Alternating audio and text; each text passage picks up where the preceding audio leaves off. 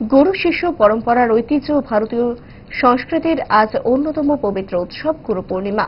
গুরু পূর্ণিমা উপলক্ষে শান্তির বাজারের মুকুট অডিটোরিয়ামে দক্ষিণ ত্রিপুরা জেলা স্তরের এক বর্ণাঢ্য অনুষ্ঠানের আয়োজন করা হয়। তথ্য সংস্কৃতি দপ্তরের উদ্যোগে আয়োজিত এই অনুষ্ঠানের উদ্বোধন করেন দক্ষিণ ত্রিপুরা জেলা পরিষদের সভাধিপতি দীপক দত্ত।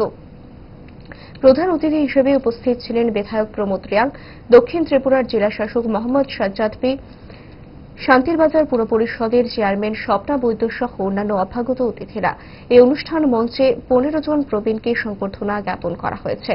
জেলা শাসক মোহাম্মদ সাজ্জাদ পি বক্তব্য রাখতে গিয়ে বলেন, क्राइसिस का टाइम पे मुझे रास्ता दिखाया, तो आज मैं उन सब लोगों को मैं मानता हूँ, उनका याद रखता हूँ।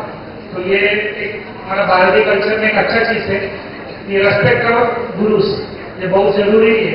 जैसे आप गुरु द्रोणाचार्य का कहानी तो आप सुना ही होगा, उनका जो और एकलव्य का तो आप सुना ही होगा। तो ऐसे बहुत सारे गुरु हैं जो हमारा देश में और हमारा संस्कृति को आगे बढ़ाने के लिए बहुत महत्वपूर्ण हिस्सा दिया है।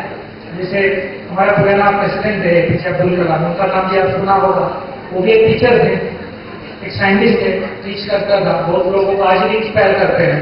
तो ऐसा आज से बहुत सारे गुरुओं का, टीचर्स का वजह से हमारा देश और संस्कृति आज इतना आगे आया है।